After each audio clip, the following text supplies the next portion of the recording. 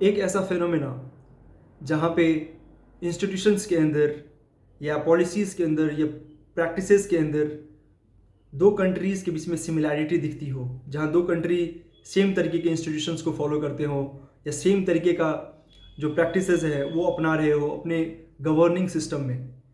तो इस सिमिलैरिटी को कंपैरेटिव पॉलिटिक्स के जो दो थिंकर हैं, वॉल्टर डब्ल्यू पॉवेल और पॉल डी मैगियो, ने इस टर्म को नाम दिया है इंस्टीट्यूशनल आइसोमॉर्फिज्म।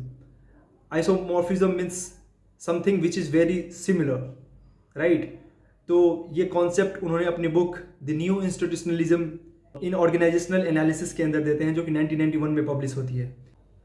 और वो बताते हैं कि ये जो टर्म है आइसोमॉर्फिज्म या इंस्टीट्यूशनल आइसोमॉर्फिज्म, और ये जो पूरा प्रोसेस है वो इसलिए होता है क्योंकि बहुत सारे प्रेशर और इन्फ्लुएंसेस इस प्रोसेस में काम करते हैं, और इस पूरे प्रोसेस को, इस पूरे जो सिमिलैरिटी है ये कैसे होता है, इसमें वो किस तरीके से योगदान देते हैं। तो उसके कई कारण बताए गए हैं कि ये जो इंस्टीट्यूशनल आइसोमॉर्फिज्म है ये क्यों होता है। तो उसमें सबसे पहला जो उन्होंने कारण बताया है वो बताया है कि ग्लोबलाइजेशनल एंड इंस्टीट्यूशनल नॉर्म्स। कई बार क्या होता है कि कंट्रीज ग्लोबलाइजेशन होने के कारण सिमिलर सी पैटर्न फॉलो करती हैं। मतलब हम सभी कंट्री आपस में ट्रेड करते हैं और आपस में एक ह्यूमन रिलेशन है, ह्यूमन मोबिलिटी होती है, रिसोर्सेज का, गुड्स का मोबिलिटी होता है। तो उसके कारण से दो कंट्रीज़ में सिमिलर से प्रोविजंस होते हैं उनसे डील करने के लिए। लेट्स सपोज कि अगर ट्रेड की हम बात करें तो पहले गेट था, GATT, तब हम फिर बाद में देखते हैं कि WTO आया। तो इस तरह के जो ऑर्गेनाइजेशन होते हैं जो वर्ल्ड लेवल पे काम करते हैं वो सिमिलर सी प्रोविज़न बनाती है दो कंट्रीज़ से ट्रेड करने के लिए, और उसके कारण से दो कंट्रीज़ में एक सिमिलर सा इंस्टीट्यूशन भी बनता है उस प्रोसेस से डील करने के लिए। तो एक काइंड ऑफ सिमिलैरिटी इंस्टीट्यूशन में दिखती हैं, एक प्रैक्टिसेस के अंदर सिमिलैरिटी दिखती हैं। तो ये पहला कारण है। दूसरा जो कारण है इंस्टीट्यूशनल आइसोमॉर्फिज्म होने का वो ये है कि diffusion of ideas and practices. Obvious सी बात है, ग्लोबलाइजेशन के कारण लोग एक जगह से दूसरी जगह मूव करते हैं, कई बार काम की वजह से, कई बार because of the education, because of trade, लोग एक कंट्री से दूसरे कंट्री में मूव करती है। और अब तो हम ये भी देखते हैं कि after the new liberalism policies क्या होता है कि MNCs दूसरे कंट्रीज़ में इस्टेब्लिश होती है जो कि उस कंट्री का प्रॉपर नहीं होता है, फॉरेन डायरेक्ट इन्वेस्टमेंट होता है।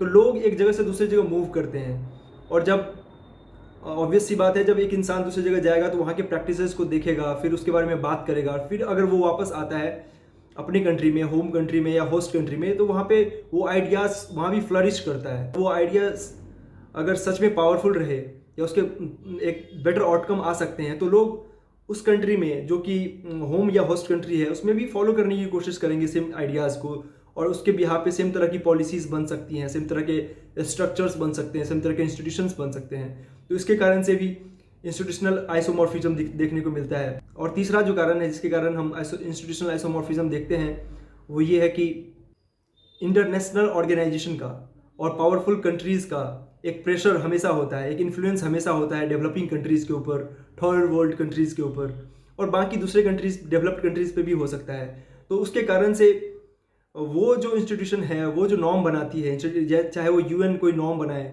लेट्स सपोज कि UN ने सस्टेनेबल डेवलपमेंट के ऊपर कोई नॉर्म बनाया, या मिलेनियम डेवलपमेंट गोल MDGs के को लेके उन्होंने जो गोल बनाए, या SDGs को लेके जो गोल बनाए, वो सारे कंट्रीज़ के लिए होती हैं, और उसमें एक मॉरल ऑब्लिगेशन हो जाता है बाकी सभी कंट्रीज़ के लिए उसको फॉलो करना। और जब वो उसको फॉलो करने के प्रोसेस में जाते हैं तो एक सेम तरीके का स्ट्रक्चर वो अपने यहाँ बनाते हैं ताकि उसको इम्प्लीमेंट कर सके। तो उसके कारण से भी हमें सिमिलैरिटी दिखती है इंस्टीट्यूशंस के अंदर, प्रैक्टिसेस के अंदर। और जहाँ तक पावरफुल कंट्रीज़ की बात रही, जैसे कि लेट्स सपोज कि USA है, USA किसी पर्टिकुलर टॉपिक पे अपना कोई स्टैंड रखता है, चाहे वो डेमोक्रेसी की लाने की बात हो किसी अथॉरिटेरियन कंट्री में, या फिर कोई और वॉर को सपोर्ट करने की बात हो या अपोज करने की बात हो। जब कोई पावरफुल कंट्री या लॉबी काम करती है ऐसे किसी चीज़ के फेवर में या अगेंस्ट में, तो बाकी सभी कंट्रीज उनसे कंसेशन लेने के लिए या फिर अपने रिलेशन को इम्प्रूव करने के लिए उस पावरफुल कंट्रीज़ का सपोर्ट करती है। तो इस प्रोसेस में क्या होता है कि आप सेम तरीके के स्ट्रक्चर को लेजिटिमाइज कर देते हो, सेम तरीके के इंस्टीट्यूशंस को लेजिटिमाइज करते हो जो पावरफुल कंट्रीज ऑलरेडी कर रही है। तो उस प्रोसेस में भी एक सिमिलैरिटी हमें अप्रोचेस में, इंस्टीट्यूशंस में, पॉलिसीज़ में देखने को मिलती है। तो ये सभी कारण इंस्टीट्यूशनल आइसोमॉर्फिज्म को बढ़ावा देती है और एक सिमिलर तरह की स्ट्रक्चर्स को इस्टेब्लिश करने में हेल्प करती है।